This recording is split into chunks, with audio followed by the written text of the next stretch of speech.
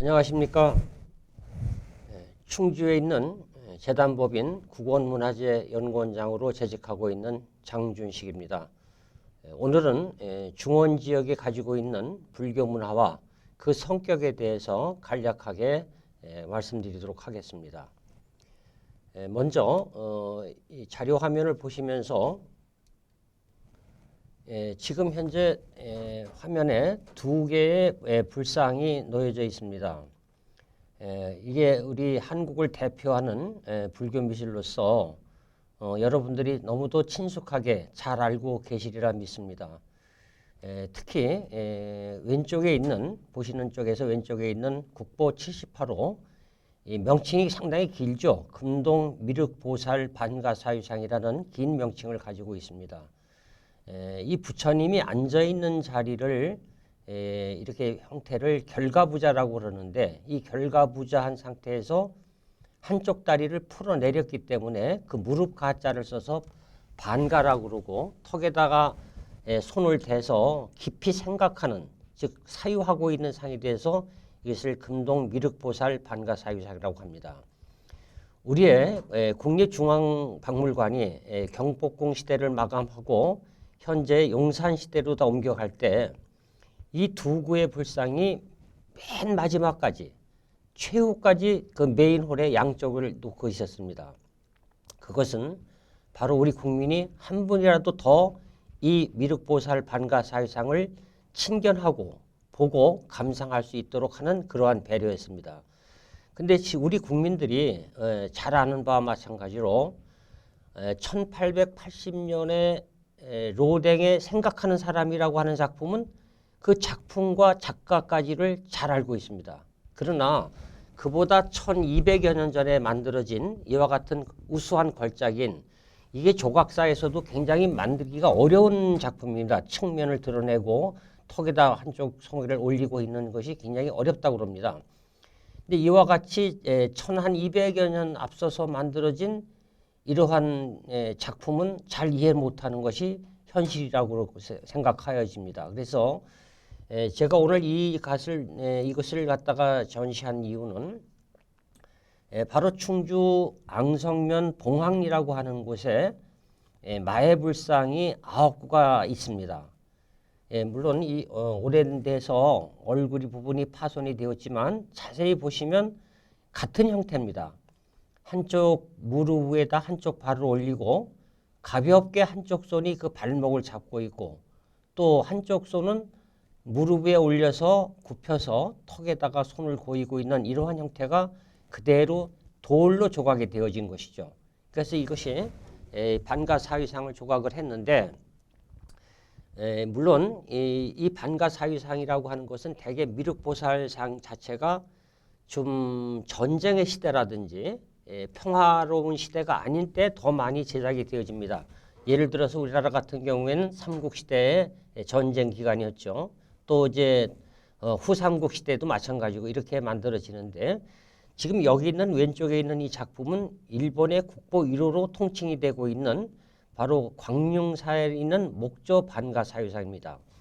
이 목조 반가사유상의 형태를 보시면 바로 이 오른쪽에 있는 이 국보 83호로 지정되어 있는 금동 미륵보살 반가사유상과 너무도 흡사합니다. 근데 이것은 재료가 금동이고, 이 작품은 왼쪽에 있는 이 작품은 목조가 되어 있습니다. 근데 이 나무는 바로 일본에서는 잘 생산되지 않는 적송이라는 한국에서 만들어지고 생산되어지는 이런 적송이라는 나무가로 만들어졌기 때문에 바로 오래전에 일본의 이 광룡사에 있는 이 목조 반가사유상은 한국인이 만들었거나 아니면 한국에서 생산되는 자재를 일본으로 가져가서 직접 기술자들이 만들었다고 하는 이러한 정황을 우리가 유추할 수가 있겠습니다. 특히 이 봉황리에 보이는 이 마애불상과 아주 유사한 그 형태를 띠고 있죠. 다음은 이것은 뭐 우리가 또 널리 알려진 고려시대의 불상입니다만은 바로 관촉사, 논산에 있는 관촉사의 미륵 석조보살상입니다. 근데 제가 왜 오늘 이 작품을 제일 앞서서 설명을 하는가 하면 우리 한국에 있어서는 시대적인 구분을 뭐 여러 가지로 할 수가 있겠지만 미술사적으로 구분해 볼 때 삼국시대 이전에는 우리가 시원적 문화라고 통칭할 수가 있겠습니다. 예를 들어서 선사시대 때부터 면면이 쭉 내려왔던 이러한 그 문화를 시원적 문화라고 하고, 본격적인 민족 문화가 태동이 되고 우리 고유한 것을 잘 갖추기 시작한 것이 아무래도 삼국시대 정도 된다고 보여집니다. 근데 한국 미술에 있어서 그 특징은 시대가 하강할수록 내려올수록 점차 거칠어지고 투박해진다는 아주 특징적인 면모를 가지고 있습니다. 아까 보셨던 이와 같은 작품은 물론 재료상에서는 이게 금동이라고 하는 독특한 작품이지만, 이것을 돌로 만들었다고 하더라도 이와 같이 거칠어지고 투박하잖아요. 불상이라는 자체는 인체를 묘사하는 겁니다. 얼마만큼 사람의 몸과 얼굴에 가깝게 조각하느냐가 관건인데, 이와 같이 고려시대에 오게 되면 새로운 국가를 형성했던 그 기백, 막 뻗어나가는 신흥 국가의 기운으로서 불상 자체가 거대해집니다. 그래서 고려시대에 거불이라고 하는 것이 표현이 되는데, 우리나라의 여러 개의 불상 중에서 특히 고려시대 석조미술은 불상은 이와 같이 규모가 상당히 커진 데 비해서 그 전시대, 통일신라시대나 또는 삼국시대에서 가지고 있는 신비함이라든가 오묘한 이러한 정신이 약간 쇠퇴해지는 걸 볼 수가 있겠습니다. 또 오른쪽에 있는 것은 바로 충청북도 청주시 용암동에 있는 마치 돌기둥 형상의, 어떻게 보면 장승과 같은 이런 형태로 만들었는데, 이것이 조선 효종 때 만들어진 순치 연간에 만들어진 불상입니다. 그러니까 지금 제가 이것을 보여주는 것은 시대가 내려올수, 즉 한국 미술의 피크는 8세기로 보면 됩니다. 이 8세기 때부터 9세기, 10세기 내려오면서 점점 퇴보하는 현상을 보여주고 있고요. 또 아까 제가 이제 시원적인 문화라는 말씀을 드렸는데, 이 삼국시대에는 공통점이 있습니다. 그 공통점이 뭐냐면 삼국 모두가 고분을 만드는데 열정적인 노력을 기합니다. 예를 들어서 우리가 고구려의 뭐 장군총이라든지 또 쌍용총이라든가 무용총이라든가 각저총과 같은 이러한 무덤들이 조성이 되고, 또 물론 백제에서는 무령왕릉이라든지 또는 송산리 고분군 같은 무덤들이 만들어지고, 또 신라 같은 경우에는 적석 목각총이라는 대표적으로 우리가 사람들이 들어가서 관람할 수 있게 복원해 놓은 천마총 같은 이러한 무덤들이, 그러니까 삼국이 마치 경쟁하다시피 이러한 고분을 만드는데 열정적인 시대를 보냅니다. 그다음 이제 통일기가 들어오면, 일단 신라 통일 시대에 접하게 되면 일단 그 불교가 굉장히 성행을 하게 되죠. 그러니까 이 불교의 장례법에 따라서 무덤을 만드는데 그렇게 노력을 기울이진 않습니다. 그 대신 석조 미술이 굉장히 발달이 됩니다. 그러니까 돌을 가지고 무엇을 이뤄내는 무심한 돌덩어리에다가 그 조각가들에 의해서, 장인들에 의해서 꽃이 만들어지고 인체가 표현되고 여러 가지 이러한 아주 훌륭한 것들이 나오는데, 그러니까 우리가 통일신라 시대는 통칭해서 석조미술을 대표한다 이렇게 볼 수가 있겠죠. 이 석조미술로 대표되는 것은 뭐 잘 아시는 불국사라든가 석굴암이라든가 또는 뭐 다보탑, 석가탑 또는 석굴암 안에 있는 본전불과 같은 이러한 돌을 깨서 조각을 해서 우아한 그러한 형태를 만들어내는데 천부적 재질을 보냈던 것이 바로 신라 통일기 시대로 봅니다. 그러니까 통일신라 시대는 저희들이 얘기하기를 석조미술의 전성기다 이렇게 볼 수가 있겠고요. 또 시대가 내려오면 고려시대가 되겠죠. 이 고려시대는 고려를 움직이는 가장 중심 인물이 귀족들이었죠. 그러니까 귀족들이었기 때문에 그 사람들의 취향이나 취미에 맞게끔 아름답고 작은 것들이 만들어집니다. 예를 들어서 청자가 유행을 한다든지, 청자 중에서도 상감물 기법이라는 독특한 기법을 집어넣어서 상감청자를 만든다든가, 즉 바꿔 말한다면 공예미술이 크게 발달이 됩니다. 그래서 우리가 얘기할 때 삼국시대에는 고분전성기, 그 다음에 통일신라 시대는 석조미술의 전성기, 그리고 고려 시대 와서는 금속으로 만들어지는 예를 들어 청자라든지 또는 금속 공예 같은 것이 굉장히 발달을 하게 되죠. 그래서 이 시대를 저희들은 공예 미술이 융성했던 시기다 이렇게 볼 수 있겠고요. 그 다음에 더 내려오는 조선 시대에는 뭐 여러 가지 문화가 있겠지만은 복합적으로 볼 때 즉 조선 시대는 선비들에 의해서 움직여집니다. 그러니까 결국 선비들이 일상생활에서 남긴 글이나 글씨, 특히 기록 문화 같은 것이 굉장히 발달이 되죠.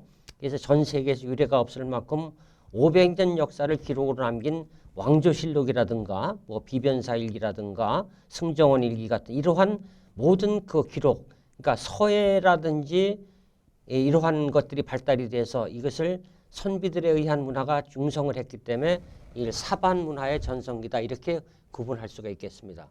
그러나 무엇보다도 방금 보신 바와 마찬가지로 우리 한국의 조각사나 미술사에 있어서는 틀림없이 전 시대보다는 시대가 내려올수록 하강할수록 이와 같이 정신이 쇠퇴해 가면서 거칠어지고 투박해지고 또는 형상 즉 도식화 내지 또는 형식화되는 이러한 형태를 아주 우리가 또렷하게 볼 수 있다. 그래서 이 사진을 넣어본 것입니다. 다음 이것은 우리가 세계유산으로 지정된 법주사의 전경입니다. 전경과 야경을 넣어보았습니다. 이것은 국보 55호로 지정되어 있는 법주사의 팔상전이죠. 1968년도에 좌측 아래의 화면은 1968년도에 이걸 해체 수리를 했습니다. 그러니까 현재 우리 국내에는 전부 석탑이 많죠.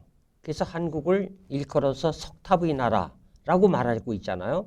그러면 600년대 이전까지 AD 600년대 이전까지는 우리나라에서도 도처에서 목조탑이 성행을 했었습니다. 그러니까 고대에 있었던 목조탑의 양식을 그대로 갖추고 있는 것이 바로 법주사에 있는 팔상전이라는 건물입니다. 그러니까 과거에 목탑이 이렇게 만들어졌다라는 것을 볼 수 있는 거의 유일무이한 이런 것이 되겠고요. 또 이걸 보면 이 탑을 해체하면서 이 고주를 드러내니까 큰 기둥이죠. 가운데 항상 이런 목조 건축물이나 목조탑에는 중심의 기둥이 되는 이 고주를 받치고 있는데 이 고주를 드러내니까 밑에서 탑지가 나왔습니다. 그러니까 이것은 목조 건축물이 아니라 목탑이 분명하죠. 탑지가 나왔으니까 오른쪽 상단부를 보면 즉 이 네모로 만들어진 방형의 탑지 안에 사면을 이렇게 동서남북을 이렇게 금동판을 탑지를 만들었습니다. 근데 여기에 뭐라고 적혀 있느냐 하면 정유년에 그러니까 정유재란 때 이제 왜군들이 임진왜란을 일으켰다가 철수했다가 다시 재침입을 했던 이 정유년에 완전히 이것이 소진이 됩니다. 그래서 이 탑지에 보면 정유년의 외인들에 의해서 진소되었다. 아주 완전히 소실되었다라고 하는 기록이 있고 이것을 다시 중창한 것이 선조 35년 해당이 되는 때 사명당이 이 팔상전을 중수를 합니다. 그래서 그 탑지에 보면 바로 만력 35년 즉 선조 35년에 그 조선국 승병대장 유정이라고 하는 기록이 정확하게 남아있죠. 그러니까 이 유정 사명당이 바로 이 현재 팔상전을 재건한 충창한 중심 인물입니다. 특히 지금 이 팔상전이라고 불려지는 것은 원래는 목탑이죠. 5층 목탑인데 이렇게 불려지는 이유는 이 안에 부처님의 생애를 출생에서부터 열반의 세계까지 들어갈 때에 그 단계를 8단계로 구분해서 벽화가 그려져 있기 때문에 이 내용을 이 건물을 그냥 팔상전이라고 하지만 실제적으로는 목탑이죠. 지금 아래 우측의 하단부에 보면 바로 그런 사리함들이 나와 있고 특히 이러한 그 위에 보이는 오른쪽 상단면에 보이는 이런 금동판에는 그것을 언제 누가 어떻게 왜 만들었다고 하는 정확한 건탑 연기문이 이렇게 기록이 되어 있는 아주 중요한 그러한 자료가 되겠죠. 한국의 목탑을 지금은 전혀 볼 수가 없는 목탑을 그대로 볼 수 있는 중요한 작품이다. 이렇게 볼 수가 있겠죠. 다음은 이 법주사 경내에 국보 5호로 지정되어 있는 법주사 경내에 있는 쌍사자 석등입니다. 물론 이 위에는 그 구멍이 난 곳은 화창이라고 그래서 옛날에 이제 불을 밝히던 솔방울 같은 걸 넣어가지고 이제 불을 밝히던 곳인데 여기엔 당연히 팔각의 기둥이 들어가야 됩니다. 저 위에는 옥계석이라는 지붕불을 봐도 팔각이고 또 불빛이 새어 나오는 그 화사석도 팔각이고 아래에 있는 받침대 대자도 다 팔각인데 가운데 팔각의 기둥이 들어가야 되는데 우리 조상들이 과감하게 창의성을 발휘해서 팔각의 기둥을 걷어내고 즉 만들지 않고 사자 두 마리가 앞발로 석등을 즉 받치고 있는 이러한 창의적인 작품을 만들어냈습니다. 그래서 전대에 볼 수 없었던 창의력이 완벽하게 발휘가 되기 때문에 이것이 국보 5로 지정이 되어 있는데요. 문제는 이 석등에 사자를 배치한 예는 전 세계에서 우리나라가 유일무이한 나라입니다.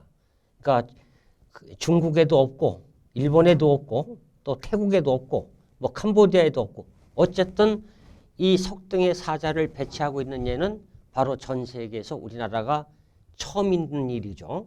따라서 이 법주사의 쌍사자 석등이 만들어진 것이 8세기 중엽 정도로 추정이 되고 있습니다만은 이것이 이제 중심이 돼서 지금 현재 광주박물관에 있는 뭐 중상성 쌍사자 석등 같은 것이 만들어지는데 결국은 이러한 쌍사자 석등이 우리나라에서 하나밖에 없다면 어떨까요? 전 세계에서 하나밖에 없는 것이고 또 더 크게 얘기한다면 전 우주에 하나밖에 없는 것이죠. 그래서 이 문화재라는 것이 우리들이 만들어내고 우리들이 창조한 것이 아니고 바로 까마득한 옛날에 우리 조상들이 온갖 열정을 다 토대로 해서 저걸 만들었을 때 뭘로 만들었겠어요? 오직 돌 깨는 정이라는 거, 정과 망치와 이걸 만들어내는 손길 외에는 아무것도 없었던 거 아니겠습니까? 그래서 이와 같은 조상들이 만들어낸 유산이기 때문에 우리 대에서 잘 가꾸어서 다음 세대로 넘겨줘야 될 강한 의무감을 우리는 가질 수밖에 없다. 이렇게 설명 말씀을 드리겠습니다. 다음은 이것은 현재 경복궁 후원에 있었던 때의 모습입니다만은 이것이 원주 부론변 법천이라고 하는 곳에 법천사라는 큰 절이 있었습니다. 그 법천사의 주지로 있던 해린이라고 하는 분이 열반하실 때 돌아가시고 나서 그 제자들과 문도들에 의해서 이 부도탑이 만들어지는데 지금은 이 부도를 승탑으로 이름을 바꿨습니다. 그래서 이제 승탑이라고 하는 말을 쓰는데 이 지광국사의 시호가 지광이죠. 여기 본 이름은 이제 해린이었고 그러면 이 부도탑 즉 승탑은 우리나라에서 가장 큰 승탑입니다. 또 아주 걸작입니다. 그러니까 이 작품은 바로 원주 아까 얘기했던 법천사에 있었던 것인데 이게 일제강점기에 일본으로 오사카로 반출이 되었다가 이것을 우여곡절 끝에 다시 되찾아왔습니다. 되찾아와서 경복궁에다가 전시를 하고 있었는데 또 6.25 한국전쟁 때 마침 포탄이 그 옥계석이라는 지붕부에 딱 떨어져서 이게 파손이 됐었죠. 현재 위치는 지금 경복궁 박물관이 전체 용상박물관을 이관을 됐는데 이 작품 하나만 이관하지 못하고 있다가 현재는 보수 처리를 위해서 보존 처리를 위해서 대전에 있는 국립문화재연구소로 현재 이관이 돼서 이제 보존 처리를 하고 있는 중입니다. 그 옆에는 승탑이 만들어지면 그 승탑의 주인공이 누구다? 언제 태어나서 어디 가서 계를 받고 어디에서 수학을 하고 무슨 일을 남겼다라고 하는 것이 비죠. 즉 우리 속세에서 말한다면 무덤을 만들어 놓으면 앞에 비석을 만들듯이 이와 같이 승탑에 따른 비가 만들어집니다. 근데 이 고려시대에 만들어진 이러한 스님들의 승탑에 따른 탑비, 비석이죠. 이 비석이 대략 한 50기 정도가 지금 파악이 되고 있습니다만은 고려시대의 탑비 중에서 국보로 지정된 이것이 또 유일무이한 것입니다. 그 오른쪽에 맨 끝을 보시면 그 비석의 측면입니다만은 그 용이 여의주를 가운데 놓고서 이 용이 트림하고 있는 이러한 그 승천하고 용하고 있는 이러한 작품이죠. 그러니까 이것이 조각이 정말 정 하나만 가지고 이와 같이 이렇게 아름다운 모습을 만들었다는 것은 거의 경이로운 일이다 이렇게밖에 볼 수가 없습니다.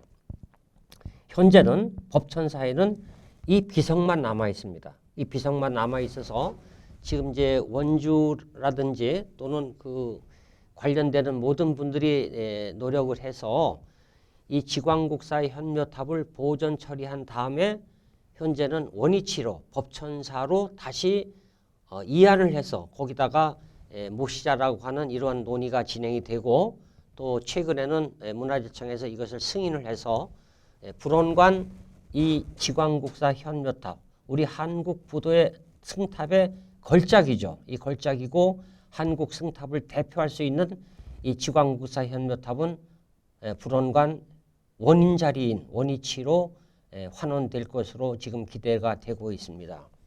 특히 이 승탑에 보면 그 표면에 상당히 조각이 우수합니다. 예를 들어서 이렇게 그 중간에 보면 그 탑신석이 있는데 그 탑신석 위에 보면 마치 커튼 달고 그 위에다가 위에 지금 우리들이 커튼 만들고 위에다가 이렇게 그 주름 잡는 것을 만들어 놓는 이러한 형태라든가 그 다음에 그 맨 지대석에 보면 사자가 네 발로 딱 굳건히 디디고 있는 이러한 발의 형태의 표시라든가 특히 위에 지붕부에 보면 우리가 서양에서 말하는 건축사 기술 우리가 도리아식이라든지 뭐 이러한 그 건축 기술이 잡혀 있고 특히 탑신 부분에는 로만 그라스라고 하는 그 조각의 기법 같은 것이 그대로 조각이 되어 있는 바꿔 말하면 이 고려 시대는 물론 우리나라 미술도 크게 성행을 했지만 즉 서양의 미술을 과감하게 받아들일 수 있는 즉 개방적 정신이 아주 강했던 국가에서 만들어낸 한국을 대표하는 그 걸작품으로 볼 수가 있는데 이것 말고도 여러 개가 그 남한강변에 물론 법천사도 남한강변에 있고요. 여러 개 그 강변엔 거돈사라든지 뭐 흥법사라든가 정토사 같은 이러한 여러 개의 남한강가에 만들어진 이러한 훌륭한 선인들이 만들어낸 훌륭한 작품들이 또 일제강점기 때 여기서 반출이 돼서 마치 1915년도에 일본 그 외인들이 주관을 했던 물산공진회에 그라고 하는 그 박람회를 장식했던 야외 장식품으로 옮겨져 간다든가 또 멀리 일본의 오사카라든지 반출되었던 이러한 현상이죠. 이것은 남한강이 중원 지역을 흘러가고 있는 관류하고 있는 여러 가지 이점도 있겠지만 또 남한강의 역기능으로서 여기서 이것을 뜯어서 반출을 해서 그대로 뗏목에다 싣고서 지금의 한양 서울까지 빠져나갈 수 있는 그러한 그 수리적인 그러한 것 때문에 특히 남한강 주변에서 많은 석조 문화재들이 반출되었던 것은 역사적인 슬픔이다 이렇게 간주할 수가 있겠죠. 현재 지금 그 국립중앙박물관 메인홀 들어가는 입구에 가장 먼저 서 있는 것이 그 바로 월악산에서 송계기구에서 반출돼서 나갔던 월랑선사 승탑 비석이 있습니다. 그것도 전부 뜯어가는 그러한 형상을 가지고 갔다가 아직까지 원위치로 반환하지 되지 못한 이러한 실정에 지금 있다 이렇게 보시면 될 것 같고요. 지금 이곳은 아까 말씀드렸던 대로 그 역시 남한강에 있는 충주 정토사지에 있었던 홍법국사 실상탑이라고 하는 승탑이고 그에 따른 부도탑입니다. 좌측에 있는 것은 국보 102호로 지정이 되어 있고요. 그 다음에 우측에 있는 여기에 따른 탑비는 보물 369호로 지정이 되어 있습니다. 이것도 현재 경복궁에 있던 것이 그대로 국립중앙박물관 야외 전시장으로 옮겨져 가 있는 이러한 실태입니다. 이것이 반출된 건 전부 다 1914년 15년도에 그 외인들에 의해서 바로 남한강 수로를 통해서 반출되어지는 이러한 슬픔을 우리들이 맛볼 수가 있다는 것을 말씀드리고요. 자, 이것은 제가 오늘 이 강좌를 통해서 가장 좀 꼭 좀 말씀드리고 싶은 것은 왼쪽에 있는 것은 지리산 화엄사에 있는 사사자 3층 석탑입니다. 즉 여기에 사자가 배치되는 데는 네모진 돌이 들어가야 됩니다. 근데 네모진 돌을 빼고 사자 4마리가 머리로 위에 탑신부를 바치고 있는데요. 자, 그 우측에 있는 것은 바로 오락산 송계계곡에 있는 사사자 9층 석탑입니다. 오락산에 있는 사자 빈신사지에 있는 9층 사자 9층 석탑인데, 자, 이것을 보면 지리산 화엄사에 있는 이 지금 사사자 3층 석탑 왼쪽에 있는 이것은 바로 창의적인, 즉 창조력이 확 가미가 된 것입니다. 근데 이 탑이 없었다면 오른쪽에 있는 이 탑은 또 안 만들어졌겠죠. 그러니까 이것은 문화적으로 볼 때 화엄사 탑을 모방한 모방작이라고 볼 수가 있지 않겠습니까? 그러니까 문화에는 창의력도 있지만 모방작이라는 것도 있을 수가 있겠죠. 이것은 원래는 9층이었지만 다 없어지고 현재는 4층만 남아 있습니다. 이 탑에서, 오른쪽에 있는 이 탑에서 굉장히 중요시되는 것 중에 하나가 그 탑신부에 이것을 누가 언제 왜 만들었다고 하는 이러한 기록이 쫙 적혀 있는 건탑 연기문이 이렇게 지금 맨 앞쪽에 거무틱틱한 이 부분에 그대로 적혀져 있거든요. 그래서 그 내용을 보면 우측에서부터 보면 오락산 사자 빈신사 동량 해가지고 나오고, 이것이 맨 왼쪽에 보면 대평 2년에 세워졌다라고 하는 기록이 나와요.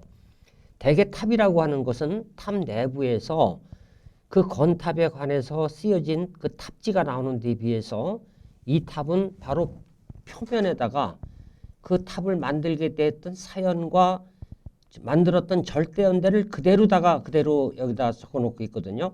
이 건탑 연기문에 보면 이것이 대평 2년이니까 1022년에 해당이 됩니다. 고려 현종 13년에 해당이 되는데, 이 탑을 만든 목적이 뭐냐 하면 영소원적이라고 그랬습니다. 영원히 원한의 적을 소멸시키기 위해서 이 탑을 만들었다. 그러면 1022년이면 고려 현종 13년에 원한의 적이라고 하는 것은 이건 말할 것 없이 거란족들입니다. 거란족에 우리가 1차 침입을 받고, 그 1차 침입은 우리가 잘 아는 바와 마찬가지로 서익이라는 분이 그 소선영이라는 적장과 담판을 해서 오히려 강동육지라는 땅을 확보한 이러한 전과를 남겼고, 2차는 막지를 못했죠. 막지를 못해서 국왕이 천나주까지 피난가는 이러한 굴욕을 겪었고, 3차는 우리가 잘 아는 대로 강감찬 장군이 귀주에서 그 거란족을 물리쳤던 이러한 대승리를 거두었던 사건이 있죠. 근데 이것은 바로 그 4년 전에 귀주 대첩이 발생이 되는데, 그로부터 4년 후인 1022년에 고려 현종 13년에 이 탑이 만들어집니다. 여기서 이 탑은 그냥 불교적인, 물론 불교적인 불탑이긴 하지만 이 탑을 만든 목적은 굉장히 호국적이죠. 그러니까 이 탑을 불타의 힘을 빌려서, 즉 불력에 의해서 원한의 적을 소멸시키겠다고 하는 우리 조상들의 간곡한 염원이 깃들어진 이 탑이다, 이렇게 볼 수가 있겠습니다. 그래서 오락산 그 사사자 석탑을 볼 수가 있겠습니다. 위에는 원래는 처음에는 9층이었지만 전부 다 이제 없어지고 현재는 이렇게 4층만 남아 있습니다. 이 탑은 물론 충주에 있는 중앙탑으로 알려진 국보 6호로 지정되어 있는 충주 타평리 7층 석탑이고, 또 가운데 있는 것은 제천에 있는 장락사지 모전 석탑입니다. 그러니까 이 탑이라고 하는 것은 왼쪽에 있는 중앙탑은 그대로 석재를, 돌을, 화강암을 이용해서 만든 탑이고, 가운데 있는 이 탑은, 이것은 돌은 돌인데 안산암이라고 하는 돌을 가지고 마치 벽돌을 만들듯이 벽돌과 같이 잘라가지고 차곡차곡 쌓아 올린 이러한 모전석탑이죠. 그러니까 이것은 분황사의 모전석탑에서 이루어진 그러한 계열 중에 하나입니다만은 역시 이것은 우리 충청도를 대표하고 있는 모전석탑이고요. 또 이쪽에 그 신륵사라고 하는 그 여주 신륵사 강변에 있는 거기에는 벽돌탑이죠. 이게 벽돌탑은 그걸 전탑이라고 말씀을 드리는데 이 전탑은 안동 지역에 몇 개가 밀집이 되어 있고 몇 기죠. 그리고 나머지가 쭉 건너뛰어서 여주 신륵사에 있습니다. 근데 이것은 그 탑과는 다릅니다. 재료가 돌이거든요. 그래서 석탑으로 분류가 되는데 돌을 벽돌과 같이 잘라서 만들어 쌓았다고 그래서 이것을 모방했다고 그래서 벽돌을 이 전자가 벽돌 전자니까 벽돌을 모방해서 쌓았다라고 하는 이런 탑이 되겠고요. 우측에 있는 것은 이름이 같습니다. 이것은 월악산에 있는 신륵사에 있는 3층 석탑입니다. 자, 이것이 다시 한번 여기서 보시겠지만 아까 말씀드린 대로 이것이 송계 계곡에 있는 사자 빈신사지 사사자 9층 석탑인데 이렇게 사자가 이렇게 표현되어 있죠. 그 다음에 아까 얘기했던 건탑 연기문이 여기에 쭉 내용이 적혀 있습니다만 맨 왼쪽에 보면 그 대평 2년에 이걸 세웠다. 그 가운데 보면 영소원적이라고 하는 이러한 정확한 탑을 세우게 된 연유가 새겨져 있는 것인데 여기서 한번 자세히 유심히 보시면 그 사자가 벌써 어떨까요? 아까 우리 속리산 법주사의 쌍사자 석등에서 보이는 사자라든가 또는 지리산 화엄사에서 보이는 사자와는 조금 좀 그 약식화됐다라고 하는 것을 여러분들이 이것을 보시고 느꼈으면 좋겠습니다. 왜냐하면 이것은 고려시대 탑입니다. 그러니까 고려시대에 사자를 만들 때 신라 사자가 좀 리얼하다고 한다면 이 사자는 벌써 다리는 숏다리가 됐고 이빨이 있는 데는 좀 뭉그러진 이러한 두리뭉실한 이렇게 즉 같은 조형을 하더라도 약식화되는 즉 형식화되는 즉 도식화되는 이런 현상이죠. 그러니까 이 탑에 대해서 보이는 것은 이것은 이 같은 사자를 만들어서도 왼쪽의 것은 신라 사자가 되기 때문에 그 좀 다리가 앞발이 쭉 뻗어 있고 이빨이 날카로운 이런 느낌을 주는데 이것은 벌써 시대가 하강해서 오는 이러한 도식화된 이러한 양상을 보이고 있다. 특히 우리나라의 천수백기가 되는 탑 중에서 이와 같이 건탑 연기문이 정확하게 잘 새겨진 것이 찾아볼 수가 없습니다. 물론 지금 그 박물관에 중앙박물관에 옮겨져 있는 문경 가랑사제섬교관 석탑이라든가 또 예천의 현재 예천 시내 눈바닥에 있는 그 개심사 석탑 같은 갑석 아래에 그 약식된 간략하게 쓰여진 문구는 있지만 이와 같이 언제 어디서 누가 왜 무엇이라는 이 육하 원칙이 정확하게 새겨진 탑이라는 것은 찾기가 어렵습니다. 그래서 이것도 중원 지역의 호국 정신을 그냥 아주 강하게 내포하고 있는 이러한 훌륭한 문화유산이다 이렇게 볼 수가 있겠고요. 특히 이 제천 넘어가는 박달재라는 고개가 있습니다. 이 박달재를 지나서 보면 그 의병 전시관인 그 공전이라고 하는 곳에 보면 자영영당이라고 있는데 그 자영영당 앞에가 지명이 거란장입니다. 거란장. 그래서 이 거란장이 무엇인가를 계속 살펴보니까 거란족들을 포로로 잡아서 수용했던 곳입니다. 그래서 그 수용했던 곳이 결국은 이 거란장의 포로로 되어 있던 이런 거란인들이 나중에 탈출을 해서 몽고 침입 때 고려 후기의 몽고 침입 때 앞에 나가서 그 길 안내를 하는 이러한 행위도 있었지만 어쨌든 이와 같이 마찬가지로 거란족을 물리치기 위해서 세운 탑이죠.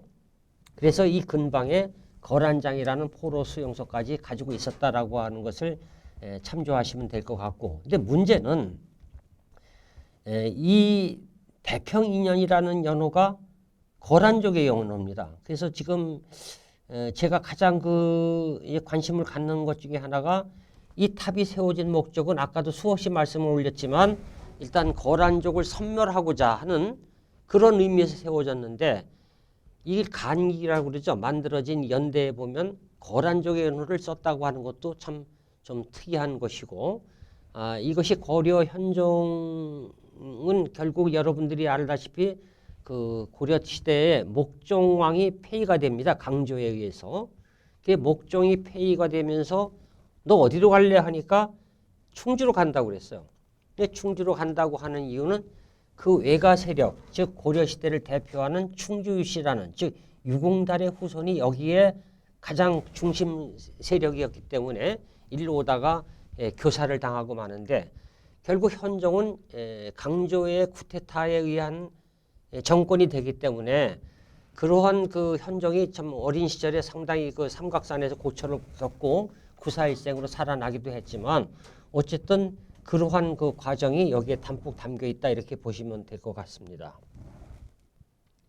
이것은 이 두 가지 설이 있습니다. 네, 이것이 불상의 뒷부분에 받치고 있는 이 광배라는 것인데 금동광배입니다. 금동광배인데 가운데 있는 불상은 없어지고 그 좌우에 협시보살만 이렇게 남아있죠. 협시보살이 남아있는데 위에는 이제 세구의 화불이라고 하는 것이 있고요. 또 주변에는 그 불꽃 문양으로 된 화연문이 잘 조각이 되어 있습니다. 근데 현재는 이 국립청주박물관에 진열이 되어 있는데 이 광배 뒷면에 보면 뭐라고 적혀 있느냐면 건흥 5년명 불제자 하고 이런 내용이 적혀 있어요. 그래서 이 건흥 5년이라는 것이 고구려에 잊혀진 연호일 것이다 라고 하는 것이 최근에 이제 연구 추세가 되고요. 이 글씨 뒤에 보면 맨 밑에 보면 둘째 줄에 보면 아래에 상부라는 게 보입니다. 그 상부라고 하는 것은 고구려의 오부 중에서 동부, 서부, 남부 이렇게 구분하거나 소노부, 관노부 이렇게 구분할 때 하부, 전부 이렇게 구분할 때 그거거든요. 특히 이 글씨체가 이것이 충주 고구려비에서 볼 수 있는 고절한 예서체죠. 그러니까 방필이라고밖에 표현할 수 없는 이게 글씨에다 동그라미를 그려보면 원필이 될 것인데 이 원필이 아니라 방필, 옆으로 퍼지는 이러한 글씨체가 돼서 이것이 고구려의 즉 고구려에서 만든 불상이 백제든 신라든 이렇게 이제 요즘 말로 하면 수출이 되었던 것 중에 하나가 아니겠느냐 이렇게 저희들 판단하고 있습니다. 그래서 이것이 충주 고구려비가 발견되고 나서 그 뒤에 바로 이것이 그동안에 이것이 노은면에서 출토가 됐다 또는 현재 중앙타파에서 출토가 됐다고 하는 양설이 있는데 이것이 고고학 잡지에 일본의 구로이다라고 하는 친구가 이걸 백제불상으로 봤습니다. 근데 백제불상으로 봤던 것을 최근에 와서는 이것은 고구려의 금동불상이다. 즉 고구려의 연가 7년명 금동불상이 저쪽에 그 남쪽에서 발견된 의령에서 발견되듯이 이것도 고구려의 불상일 가능성이 아주 짙죠. 특히 글씨체라든지 아까 얘기했던 맨 아래에서 보이는 고구려 5부족 중에서 상부의 한이라고 하는 그 부족 이름이 새겨져 있다는 것을 볼 때 고구려 작일 확률이 높다 이렇게 볼 수가 있겠습니다. 이것은 제천에 월광사지라고 하는 오락산에 있는 월광사지라는 절터가 있는데 그 월광사지에서 반출된 것이 아까 얘기했던 국립중앙박물관 현재 국립중앙박물관 메인 전시실 입구에 놓여진 그 월랑선사 탑비입니다. 그와 관련되는 유물인데 이렇게 이 지대석을 이것도 일본인들의 소행이죠. 이렇게 뜯어내고서 이렇게 승탑에는 두 가지 유형이 있습니다. 사리를 탑 안에다 장치하는 경우도 있고 그 다음에 묘시하에 묘실을 만들어서 묘실에다 사리장엄구를 장치하는 경우가 있는데 이것은 바로 그 지대석에 있는 사리장엄구를 이렇게 뜯어내고 그 안에 있는 묘실을 파내기 위해서 이렇게 일본인들이 훼손한 이런 실태가 되고요. 또 그 옆에 있는 이러한 연화대석이 놓여져 있고요. 합니다. 이것은 충주의 알림동이라는 곳에 대원고등학교라는 고등학교가 있습니다. 그 대원고등학교의 체육관을 짓기 위해서 확장 공사를 하면서 발견된 소위 쇠북이죠. 이걸 이제 뭐 금구라고도 그러고 고려 시대 와서는 이것을 반자라고도 하는데 어쨌든 뭐 시각을 알리는 이러한 그 쇠북의 일종이죠. 그러니까 우리가 청주 흥덕사에서 흥덕사명의 금구가 나와서 거기가 바로 직지를 찍어낸 인쇄했던 흥덕사지라고 하는 것을 확인했듯이 여기에 보면 현재가 알림동이 되는데 여기에는 의림사라는 절이 있었던 것입니다. 그래서 이 반자에 보면 이 명문이 쫙 새겨져 있는데 이 아주 재미나요. 원래 있었던 그 의림사가 의림이 어림으로 바뀌고요. 어림이 지금의 알림이 됐습니다. 그래서 여기가 뭐 백제 뭐 이궁설이 있었고 뭐 문주왕 때 여기가 천도설이 있었던 지역이다 하는데 그 알림동에서 쭉 올라가면 마스막제라는 제가 있는데 그 아래에 있거든요. 그래서 이것이 충주를 수호하던 하나의 동쪽에 있던 거찰이었던 것 같습니다. 그래서 여기 보면 원래 있었던 이런 금구가 있었는데 그 무신년 때 무신의 난이 막 발생됐던 그때입니다. 이때 이 금구가 도난을 당했어요. 도난을 당해서 이것을 당시에 부호장으로 있던 요즘에 말하면 부시장격이 되겠죠. 그 부시장격으로 있던 유장보라는 사람이 사람들을 모아가지고 이걸 다시 만들었다 하는 중량이 몇 건이고 이때는 뭐 삼중대사 누가 있었고 하는 것을 쭉 한 55자 정도에 되는 명문이 적혀 있는 것이죠. 그래서 이것은 바로 충주 의림동에 있는 알림동에 있는 그 절터 의림사지였죠. 의림사라고 하는 절터가 있고 또 반대로 여기에 그 의림사지에 지금 현재 충주 철불로 대표가 되고 있는 그 충주 철불이 현재 어디 있냐면 충주시 지현동에 대원사라는 절이 있습니다. 일제 강점기 때 이것이 본원사로 옮겨졌다가 다시 해방 이후에 결국 지금은 이제 대원사 자리에 옮겨져 있는 그 충주를 대표하는 철불이죠. 그 철불로 지정이 되어 있는데 이것이 있었던 원위치가 바로 여기 의림사죠. 근데 이와 쌍둥이라고 할 수 있는 똑같은 철불이 바로 단오사라는 곳에 있습니다. 그 단오사는 현재 건국대학교 충주 분교 있는 쪽에 건국대학교 글로벌 캠퍼스 앞에 단오사가 있는데 거기에 철불이 있죠. 이 두 개의 철불은 거의 같은 사람이 같은 시대에 만들었다고 거의 유추할 수 있는 이러한 작품인데 이 철불이 어떨까요? 어떻게 본다면 그 지맥을 눌러줄 수 있는 풍수지리가 성행했던 시기니까 그래서 이 마스막자 아래에 의림사가 있었고 동쪽이죠. 그 다음에 서쪽에 달천강 쪽으로 중심으로 해서 그 주변에는 단오사가 있어서 충주를 딱 눌러주는 어떻게 본다면 이 부처님 두 철불은 형상이 눈꼬리가 이렇게 쭉 찢어져서 올라가는 약간 좀 허박한 인상을 주고 있습니다. 그래서 본다면 그 시대에 이 충주를 여기도 보면 유장부라고 하는 즉 유궁달로 대표되는 그러한 그 충주 유문 유씨들이죠. 그 가문이죠. 그 유궁달은 잘 알다시피 그가 낳은 딸이 고려 태조의 세 번째 왕후가 되는 신명순성 왕후거든요. 그 신명순성 왕후에 의해서 고려의 정종 광종이 즉위를 합니다. 그러니까 여러분들이 잘 알다시피 고려 태조 왕건은 여러 명의 왕비를 두지 않습니까?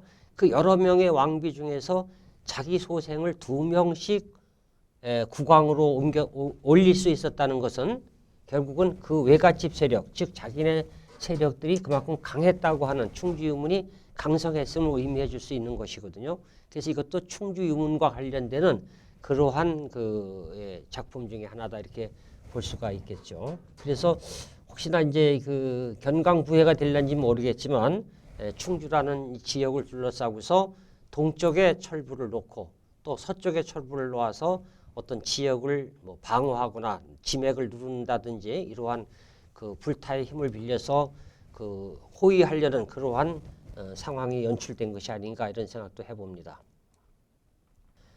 이것은 중앙탑에서 위에 부분은 세 개가 다 중앙탑이라고 하는 데서 아주 특정한 지역에서만 나오는 와당입니다. 이 와당은 물론 지붕의 추녀의 끝부분을 장식하는 것인데 바로 왼쪽에 상단에 있는 것은 바로 탑평리기와 또는 중앙탑 기와로 통칭이 되고 있는 아주 절대적으로 이것은 중앙탑 외에서는 외에는 출토가 되지 않는 아주 특이한 것이죠. 그러니까 이것이 충주가 뭐 중원 문화권의 중심지라고 말할 수가 있겠지만 어쨌든 중원문화권의 핵심이라고 하는 것은 삼국기 문화의 복합적인 양상을 가지고 있다라고 볼 수가 있는데 이 기와 하나에 그 삼국의 미술적 특징이 그대로 담겨져 있다고 보시면 될 것 같습니다. 그래서 우선 이 기와를 만드는 색상 자체가 회백색이거든요. 이 회백색은 거의 바탕으로 본다면 백제 계열에 가깝습니다. 근데 그 연판이라고 하는 연꽃을 만들어 놓은 것 같은 경우는 마치 여성들의 버선 끝부분이 연판의 끝부분이 여성들이 신는 버선 코에 같이 이렇게 하늘로 윗부분을 이렇게 치켜들은 반전하는 이러한 양식을 보여주고 있고요. 특히 그 가운데 동그랗게 생긴 게 있는데 그 중방 내지 자방이라고 하는데 그 자방과 연판 사이를 구의 콤을 그것에 이렇게 띄워 놓습니다. 이렇게 띄워 놓는 이러한 양상은 거의 다 북방 고구려적인 계통이고요. 또 손가락을 눌러서 이렇게 해서 그 능엽을 갖다가 이렇게 가름하고 있는 것은 그것은 어떻게 본다면 신라적인 요소가 보이거든요. 그러니까 이 기와 한 장에 어떻게 보면 삼국의 요소가 다 갖춰져 있다고 볼 수가 있겠고 특히 이것은 가운데 있것은요. 색상으로 볼 때는 이게 젓갈색입니다. 이 젓갈색은 고구려의 기와에서 많이 생성되는 그러한 유형인데 연판은 마치 부드러워졌거든요. 그러니까 이것은 바탕은 고구려 거를 바탕으로 하는데 연판 자체는 백제의 부드러운 요소가 그대로 나타난다. 이렇게 본다면 이것은 고구려 플러스 백제적인 요소가 보이고 맨 오른쪽에 있는 것은 저것은 전형적인 6세기 중엽의 신라의 경주에서 볼 수 있는 그러한 기와들입니다. 그러니까 이런 것이 딱 한 군데서 집약돼서 나오거든요. 특히 중앙탑이란 요 중심부에서만 나옵니다. 그래서 중앙탑이라는 이 탑도 물론 신라탑 중에서 가장 높죠. 신라 속주탑 중에서는 제일 높이가 높은데 특히 강변에 세워져 있다는 것도 여러 가지 그 요소가 의미가 있습니다만은 어쨌든 여기를 110개의 트렌치를 넣어서 발굴 조사할 때도 절과 관련되는 유물은 없었습니다. 그러니까 이 중앙탑 일대는 이렇게 큰 탑이 있었으니까 거기에 걸맞는 사찰이 있었을 것이라는 기대를 하고 1992년, 93년 발굴 조사를 진행했지만 여기에 맞는 사찰 유구는 찾아볼 수가 없었죠. 그 대신 이런 기와들은 왕궁이나 관청이나 아니면 사찰에서 적용되는 기와들입니다. 이것이 딱 탑을 중심으로 하는 고기에서만 출토가 되기 때문에 저 개인적으로는 이 일대가 바로 신라 중원경이라고 하는 치소 다스리던 관청이 있었지 않았을까 하는 이렇게 추정을 해보기도 합니다. 그 아래 것은 아까 보았던 모전석탑이라고 하는 그 보물 495호로 지정되어 있는 제천 장락사지 모전석탑에서 출토된 기와들입니다. 이것도 보면 물론 여러 가지 융복합적인 요소가 굉장히 많죠. 특히 그 주연부라고 하는 턱이 엄청나게 높습니다. 높아서 일반 사람들이 저걸 주워다가 마치 그 잿더리로 사용하면 딱 좋을 것 같아서 많이 사용도 했던 것인데 이것도 바로 보면 집안에서 보이는 집안 고구려 계통에서 보이는 기와와 백제적인 양식이 그대로 이렇게 믹서가 되어 있는 그러한 형태라고 또 볼 수가 있겠습니다. 이것은 그 아까 말씀드렸던 장락사 모전석탑의 상층부에서 나온 그 불상 중에 하나입니다. 여기는 제천의 월악